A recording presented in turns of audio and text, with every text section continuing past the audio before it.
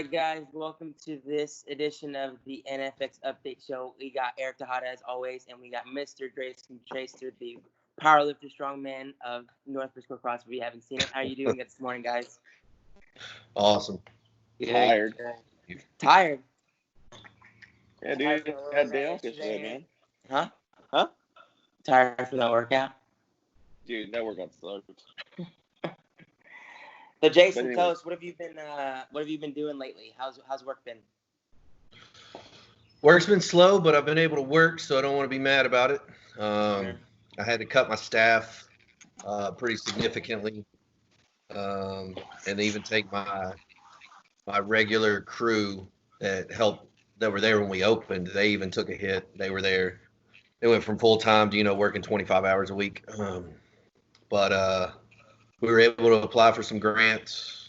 I got a lot of help from the NFX community, bringing me work, that helped us keep our doors open, that sort of thing during everything, because they consider you essential, because obviously people have to get to work. So if their cars don't run, they can't do that. But that doesn't necessarily help you be able to build staff and things like that. But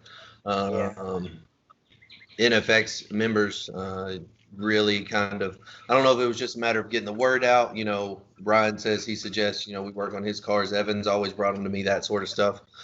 But it seemed to be a lot more than normal during this time, which was awesome. Yeah, we have a big group with like Eric and Chris and Evan and Ryan and Drew, and we always anytime somebody needs an oil change or somebody needs work done, like, oh, go to Traister. He's right there. Point El Dorado or wherever the office is. But yeah, you're always a big topic, and I think you mean a lot to us for sure. As far as cars going, I know Wednesdays when we were open, I haven't been there in a while. But what have you been doing on Wednesdays? Deadlift wise or working out wise when you come to the gym? Right now we're just here at the house. As far as that goes, like, it didn't change much for me out of routine wise. I was going to work, working out at the house, that sort of thing. When things get tough or I'm prepping for a meet, it was always awesome to go to NFX on Wednesdays. There's people there, there's a hype there, just to feed off of that, so that's definitely missed. But we have a meet in June 27th. That'll be my first meet as a Masters athlete. It's going to be in town. So I turned 40 in a couple weeks, and so try to attack that. There's a little garage gym competition we're doing this week. Actually, it starts next week on the 10th. You squat, bench, and deadlift and stuff. A lot of companies have put out a bunch of like Kabuki Strength put up a transformer bar, REP. They build racks and stuff, put up $1,000 gift card, but they don't base it off of the top total. So they take the top 10 totals and then draw for prizes that way, that sort of stuff. Even if you get dead last, you can still win a prize. It's just to build a community of garage gym people to kind of feed off of each other, that sort of stuff. I'm sure everybody's learning it takes a different kind of motivation to get up and walk into your garage to do something versus driving somewhere. You've got the hype there. Let alone deadlifting 600 pounds at 5 in the morning. Yeah, we should be over 700 come June, maybe 750. So we'll see. Jesus. Damn. So what? I guess I kind of have experience in powerlifting from a high school perspective. But what's kind of different in terms of like professional powerlifting and even masters powerlifting, like preparing for something like that? What kind of goes into that? Lift a lot of weight, but really the difference is like basically almost the same thing. The strength blocks that y'all run there, it's just my full hour and a half workout is based around power. The conditioning part's not there. The conditioning for me right now is taking our dogs for the walks, that sort of thing, which we're a little behind on, but stuff like that, just enough active recovery to keep from taking away from the workout. We run different programs with chains and stuff, but basically it'll be a 4-week block. We'll increase up in percentage. Then I'll take 4 or 5 days off, and then we'll switch it up, but still run the same kind of block. You know, you're never really maxing out unless you're on a platform, that sort of stuff. Sure. The biggest difference has been my bench press. Last June, I was the first time I ever hit 300 in competition. This June, we're shooting for 440. So in a year, it's went up 140 pounds. Oh, I mean, it is what it is. If it's there, it's there. If it's not, it's not. You know, Right. but it'll be close. It'll be there by August for sure. But the biggest change for me was hiring a coach. You know. Yeah. The accountability aspect of it. So eliminate that, because I would. Me and Ryan have talked about this before. We'll quit on ourselves, you know, but we won't quit on anybody else. So having somebody there to line it up, you know, you have to get up and go to work today. You know, you have to get up and do this, you know, and the working out is just another part of that, you know. Yeah, for sure. So what does go ahead, Eric. I was gonna say, so what does the diet look like when you're in training mode compared to when you're not? Like, what are we going for? Like, when I'm not, there's a lot protein? more beer. The last 6 to 8 weeks, I don't drink beer, that sort of stuff. But pretty consistently, I know Evan's been hounding me about vegetables and stuff in a good way, of course. So I've been adding those in, but usually it's just meat and rice. I mean, my protein shake after I work out is about 1,300 calories. Good God. You know, oatmeal, eggs, 3 scoops of protein powder, almond milk, peanut butter, and honey. That's all in one mix. You know, we have a Vitamix, so it blends it up pretty smooth. You just drink it when you get done working out, and it's 6:30 in the morning, and we're getting the baby dressed and everything else. It's easier to drink that shake than it is to, you know, make that high of a consumption of breakfast and actually get it down. You know? Yeah. And then after that, usually 9:30 or so, I'll eat just meat and rice, depending on what it is that week. It'll either be 90-10 hamburger meat or chicken and rice. I'll eat that 3 times a day at work. And then dinner, we usually go pretty heavy because I work out so early in the morning that dinner will be, you know, meat and potatoes and veg, you know, just stuff like that. Usually around 4,500 calories if I can. When we're in meat prep, 4,500 to 5,000 calories. You know. Yeah. I mean, so without shake, stuff like that, you know, that's the biggest thing is trying to find a way to get it in, you know. And I know guys that are eating 7,000 to 8,000 calories. The problem is I'm not trying to get bigger. I'm trying to stay in the 308 weight class. So I'm at 295 right now. I've been there for about a month. So I think we have the diet on point as far as not putting more weight on, but intensity of workout's about to go up a lot, you know, because we're going to next week's the last week of this block, and then we're going to start meat prep for June. So I'll probably have to start eating more if I want to hold that weight.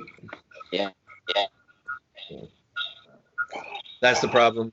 Not the problem, but finding ways to do conditioning that doesn't burn a ton of calories, but it's good for your body. That's why. And plus, cardio sucks. But agreed.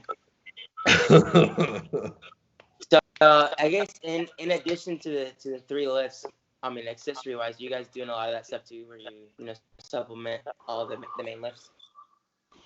Everything breaks off. So like today it was bench press day. We did wide grip on the Duffalo bar, and then basically rolled on to shoulders and back for accessories.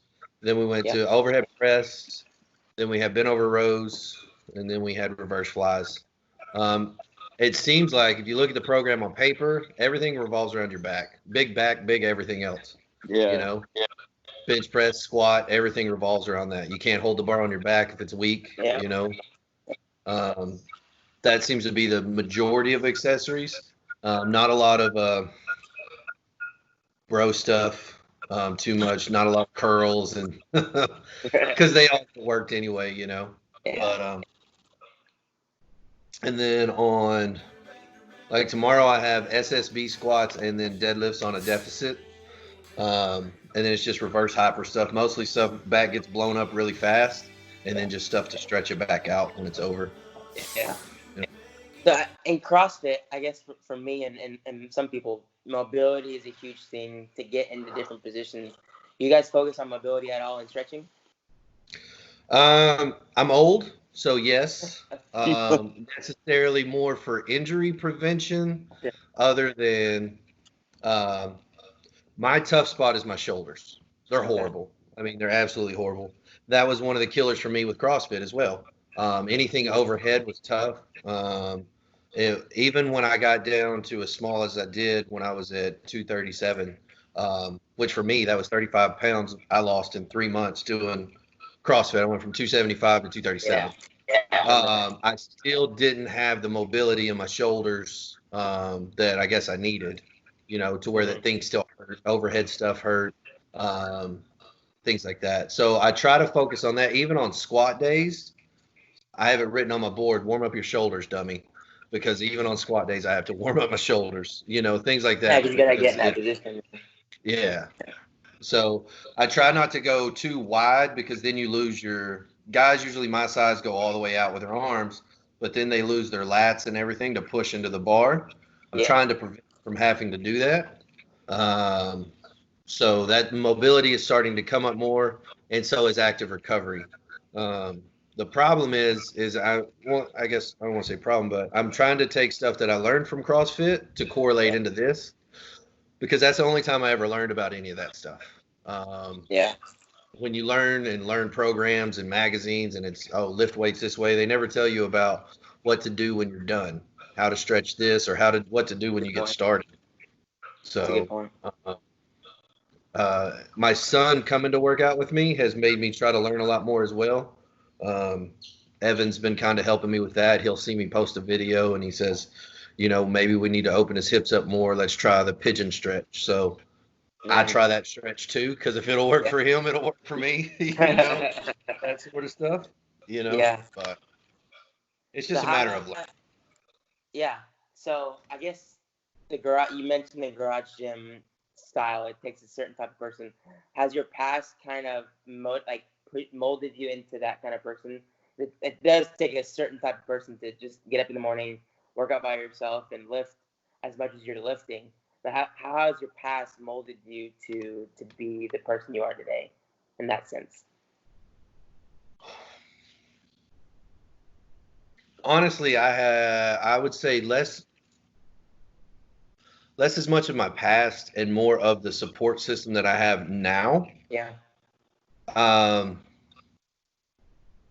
Not only, I mean, my family's always been behind me, all of that. My wife is my biggest fan. I mean, that's awesome. She's bought me bars for Valentine's Day. She got me the Rogue Deadlift bar. For my birthday, she got me the Kabuki squat bar. Like, how can you not get up and go to work and put the work in when you have, I mean, NFX, there was a transition time when I had to make a decision of, I'm a very competitive person, and I felt that I had a cap at CrossFit to compete.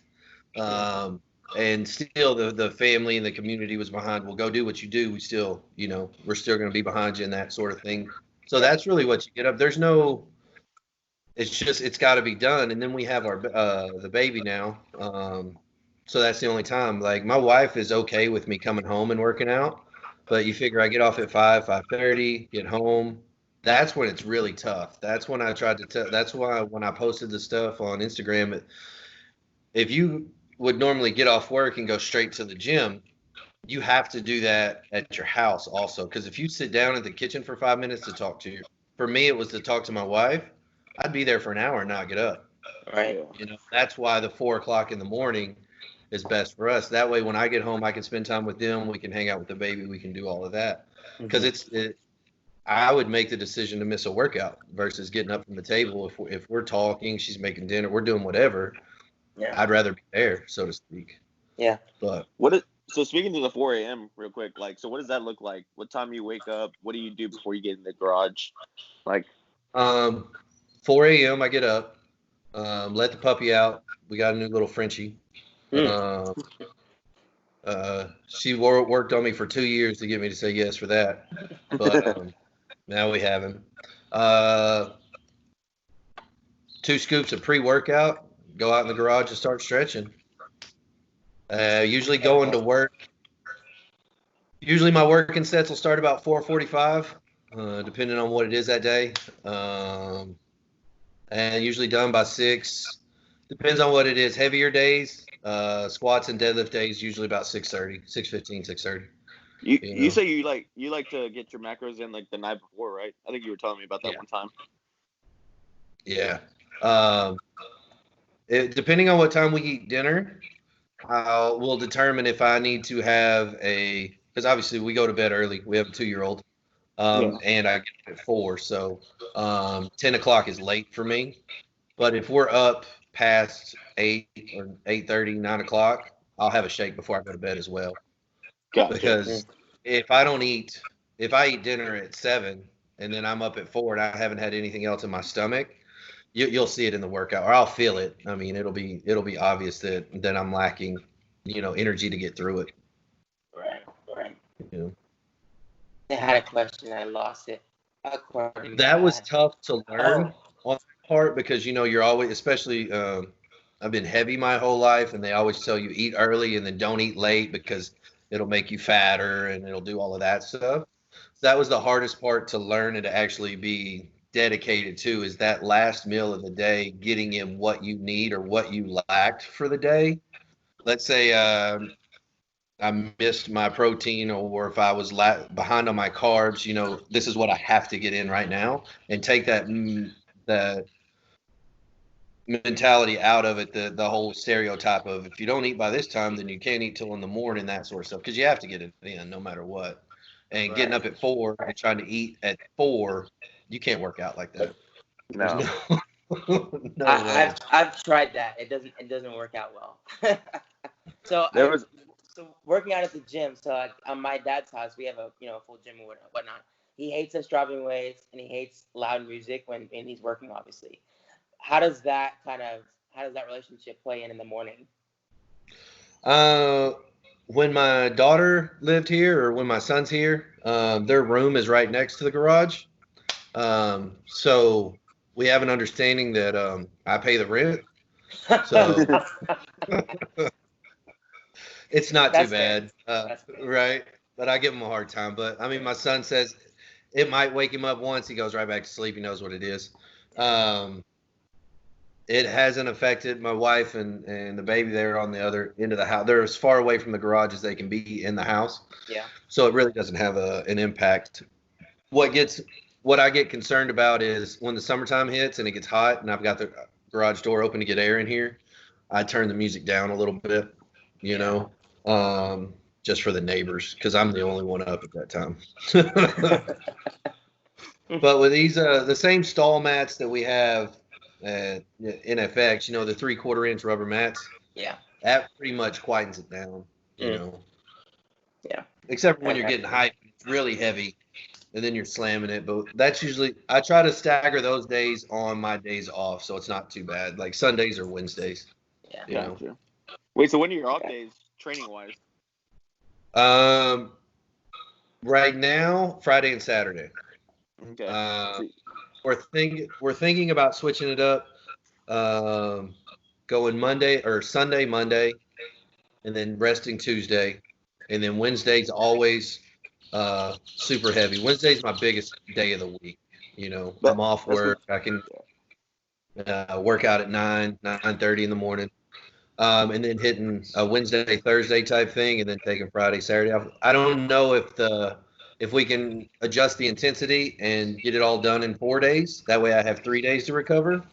Because recovery is an issue at my age. It just is what it is. Yeah. But if the 5th day is a benefit or not. So I think we're talking about switching it up. Unsure if we're going to or not, though. Interesting. But right now it's Sunday through Thursday right now. Sunday through Thursday. And do you do like you have like a bench day and a squat day? You have separate days, or you do multiple lifts on multiple days, like the big lifts? I mean, during meet prep, they'll all have their own day. Yeah. Right now, I'm running squats and deadlifts together, and doing 3 days of bench. Okay. But it's not 3 days of max effort. Sure. Like today was wide grip on the Duffalo bar. Tuesday will be that's my comp bench day, where it'll be straight bar. We work up to a certain weight, and then accessories after.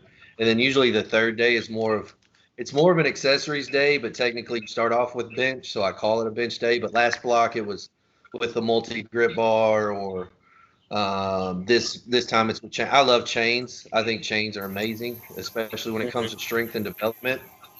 Um, People that have trouble with their lockouts on any movement at all, put chains on the bar, and then because it'll be lighter at the bottom, and then you can work on your lockout as it gets heavier. It makes you think. I think they're huge when it comes to strength development. And then bands will help you be explosive. So we'll work those in, kind of alternate those two on the third. Yeah. Let's talk, I guess tell everybody the when you transitioned from CrossFit to powerlifting, what kind of moved you to that decision, and how it benefited you? So I did one powerlifting meet in Pennsylvania. It was in the back of a bar, like a roughneck situation kind of a thing. Just because I read a book by Jim Wendler. He wrote the 5-3-1 program. Yeah. And basically, I'd been working out and doing all these things, and really had no rhyme or reason or plan to it at all. And he said, enter a competition. He said, enter a competition, compete against yourself. Nothing else matters, just to gauge what you can do. He goes, that'll make you take your training and your diet seriously, right? Mm-hmm. That correlates with everything. Right. I decided to, I wound up doing a half marathon after that, after the powerlifting meet. And a few years later, I did a full marathon. Same thing. I just up and entered one and said, oh, now I have to train for it. That was, and so then I got home, Michelle and Jason, of course, they were like, come with us to the gym. And I was like, CrossFit, that's, I don't know. And then I got there to met y'all, and it was awesome. It totally changed any interaction I'd ever had with people from a CrossFit before. Yeah. But also the community. I was like, I could feel at home here. Yeah. And then y'all started pushing me, and things started changing, and my body changed and everything else, and I started getting that I want to compete. Yeah. And that's where I said I felt like I had a cap. I knew I could compete and go to competitions and do things like that, but it made me start looking, and I had a chance at state records through powerlifting and so on and so forth. And strength has always been that's what I want. I want to be the strongest guy in the room, not for any other reason than just because, Yeah. I don't need a shirt that says it or anything else, but it's just it's always fascinated me. Power, in deadlift, in my head, that's the ultimate sign of strength. Just what can you pick up off the ground? Yeah. And so I had a conversation with Ryan, and he said, "Go get it," kind of a thing. At our age and wanting to, I figure I have a good 5 years run at this. Until I'm 45 or so. Then the baby's going to be into sports, and my time will be diverted into other things. Right. So we made that change there. Instead, we went and did a meet in September. September of that year. That was around May, and then we've done 4 since then. It's just you got to find a place, something to do that excites you. Yeah. I loved CrossFit and I hated CrossFit at the same time. I had no urge to do a competition. Right? Yeah. I kept going to the chiropractor, and he said, listen, man, you're 6'2", 270 pounds, trying to compete in a 5'8", 180-pound sport. Like, no wonder you keep getting hurt. I was like, that's right. It's not because I'm not doing any of the mobility work or any of that. It's because I'm too big. I said, I'll take that as the excuse. So, like, speaking on CrossFit, what's the most you've ever done, like, on a clean and strict press, something that's not traditionally your powerlifting stuff, but like clean? I got 250. 250. Yes. Split jerk, which was horrible for me, and that seemed to always be on Tuesdays when Morgan was coaching. And man, did she yell at me a whole lot, trying to make me better. I just couldn't get it. I think 225 was the best, and I almost died after that. But snatch was horrible. I think 165 was snatch. I mean, I was digging through some old videos because Evan asked me if I'd ever done butterfly pull-ups, and I'd finally gotten it right before we stopped at like 270 pounds. I was doing sets of 5 like that, but I found snatch videos that were what I felt was my best ever snatch, and it was absolute garbage.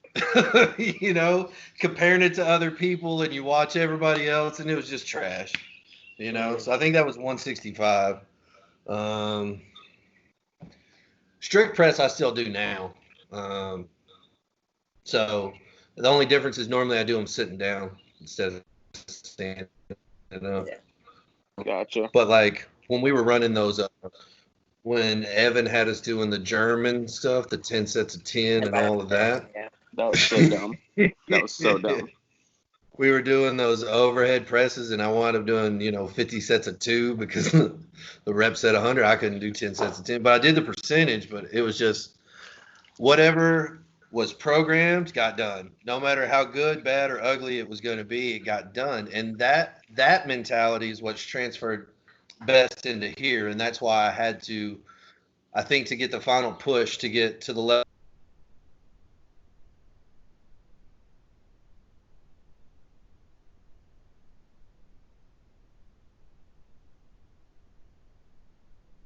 That's where the home gym came from, was just so that I could do class and then come home and do some extra stuff. We just bought the fold out rig from Rogue and, an Ohio bar and some bumper plates. Yeah. It developed into this, obviously, sold the Harley and then bought everything with that. But so I didn't have to continue to keep going to a gym because Anytime Fitness, they don't like guys like me there, There's a lot of weird looks at 4:30 in the morning, stuff like that. They opened one right on the corner of our street, and it's still, it's not fun. It's not very inviting or, hey, come get better here kind of a situation, like it is there. So nobody's ever going to compare to the invitation you get at NFX to come get better, So I guess that could be my final question. I don't know if you have anything else, Eric, but this is my final question: is what does NFX mean to you, and how has it kind of impacted your life and your family's life? I mean, there's a short and a long answer to that. I built relationships with people that I look up to as ways to be and to live and to handle certain things in different situations, whether they know it or not. You just see the interaction of people that will rally around each other.